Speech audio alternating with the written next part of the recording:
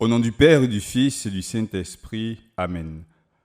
Mon Seigneur et mon Dieu, je crois fermement que tu es ici, que tu me vois, que tu m'entends.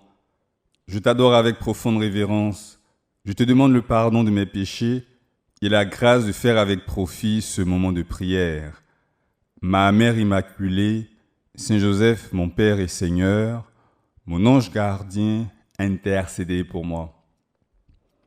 J'ai lu récemment une biographie écrite par l'abbé Jorge Boronat, une très belle biographie de ces livres qu'on ne peut pas refermer, que tu dévores, de ces livres qui te remuent et te font pleurer. Il s'agit de la biographie d'un jeune élève ingénieur de Manchester, décédé en 2018. Il s'appelle Pedro Ballester. Il est décédé le 13 janvier, voici 5 ans. J'ai considéré comme un clin d'œil de la Providence que l'algorithme des 10 minutes avec Jésus programme ma méditation en l'anniversaire du décès de Pedro Ballester. Ce récit de sa vie est plutôt une hagiographie, une vie de saint, même si Pedro n'a pas encore été déclaré saint par l'Église. Pedro m'a paru très proche du bienheureux Carlo Acutis, des jeunes pieux, grands amis de Jésus et de sa croix, follement amoureux de l'Eucharistie, de la Vierge Marie, de l'Église, ayant une grande capacité de parler de Dieu aux amis et aux proches, luttant continuellement contre leurs défauts, très connectés à Internet, des jeunes normaux en somme et décédés jeunes. Carlo est mort saintement à 15 ans, 8 jours après qu'on lui ait diagnostiqué un cancer. Pedro est mort saintement à 21 ans, 3 ans après qu'on lui ait diagnostiqué un cancer.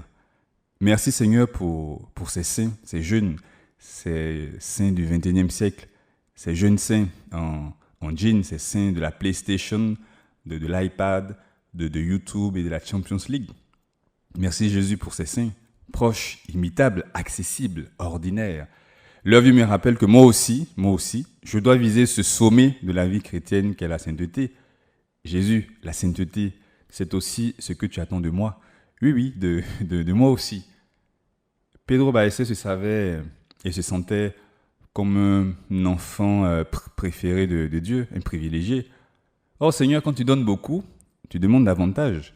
Et quand tu demandes plus, c'est que tu veux en donner davantage. Lorsqu'il avait 16 ans, Pedro s'est posé la question sur sa vocation.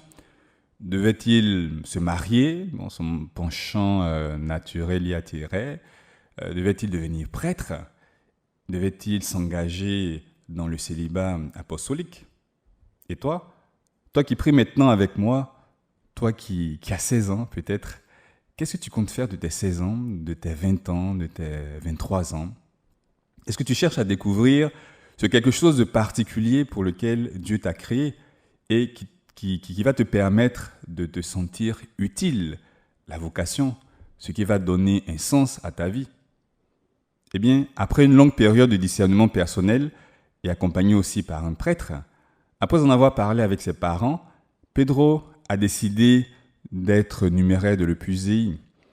Ces fidèles qui s'engagent à vivre le célibat toute la vie pour s'occuper des autres, pour faire de l'apostolat, pour aider les autres à s'approcher de Dieu.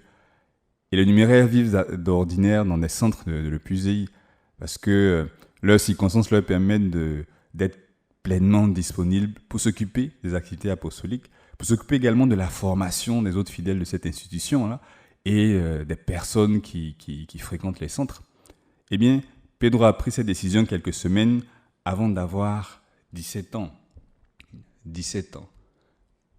Le pape Benoît, de vénérée mémoire, le pape Benoît XVI donc disait à des jeunes, à Luanda en 2009, « Je vous le dis, courage, osez prendre des décisions définitives, parce que ce sont les seuls qui ne détruisent pas la liberté, mais qui lui donnent la juste orientation en permettant d'avancer et de faire quelque chose de grand dans la vie. La vie n'a de valeur que si vous avez le courage de l'aventure et la certitude confiante que le Seigneur ne vous laissera jamais seul.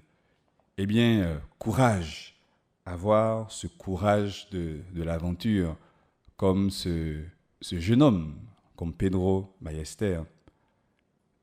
Au début de l'année de 2015, on lui diagnostique un cancer de l'os de la hanche, un cancer déjà très avancé.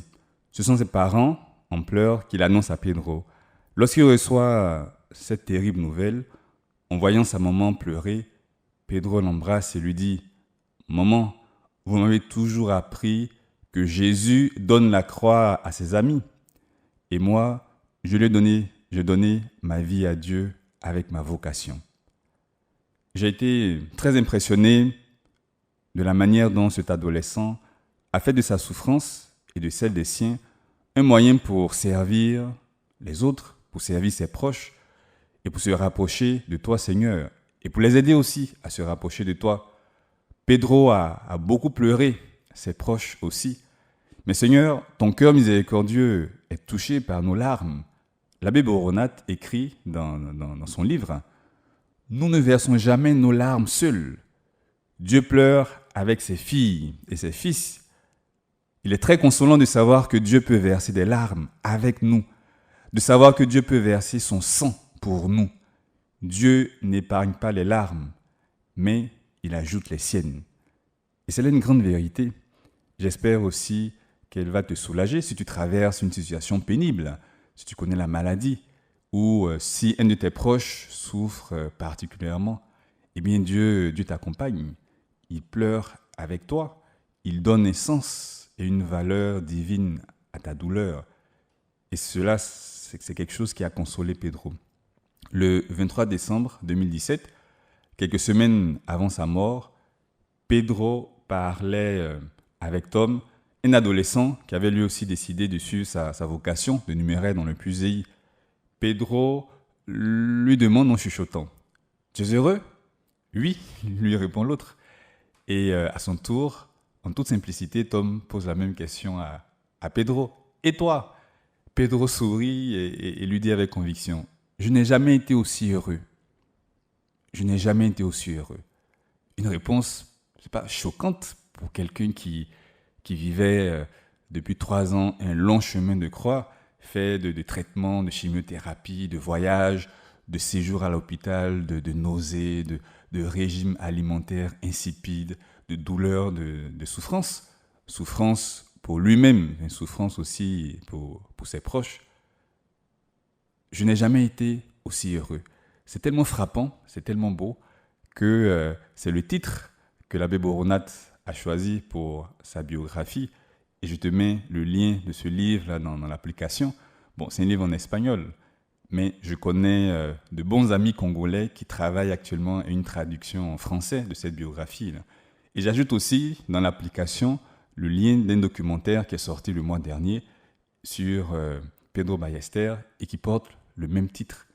Je n'ai jamais été aussi heureux. Merci Pedro de me montrer que je dois construire mon bonheur dans les circonstances dans lesquelles le Seigneur permet que je me trouve. Je dois construire mon bonheur sans me limiter à réclamer que la vie me l'apporte. La personne heureuse est heureuse quoi qu'il puisse arriver, même avec un cancer. Eh bien, Pedro est mort aux premières heures du samedi 13 janvier 2018, le jour consacré à Notre-Dame, comme tous les samedis. Il est mort alors que ceux qui l'accompagnaient dans la chambre, ils étaient très nombreux, récitaient le Salve Regina, cette prière dans laquelle on dit à la Vierge Marie, « Ô vous, notre avocate, tournez vers nous vos regards compatissants. » Et après cet exil, obtenez-nous de contempler Jésus, le fruit béni de votre sein. Ô clémente, ô miséricordieuse, ô douce Vierge Marie. Sainte Marie, aide-moi à découvrir Jésus dans les circonstances ordinaires de ma vie, pour mériter comme Pedro de le contempler pour toujours dans le ciel. Je te remercie, mon Dieu, des bonnes résolutions, des actes d'amour et des inspirations que tu m'as communiquées dans cette méditation. Je te demande de m'aider à les mettre en pratique. Ma Mère Immaculée, Saint Joseph, mon Père et Seigneur, mon ange gardien, intercédez pour moi.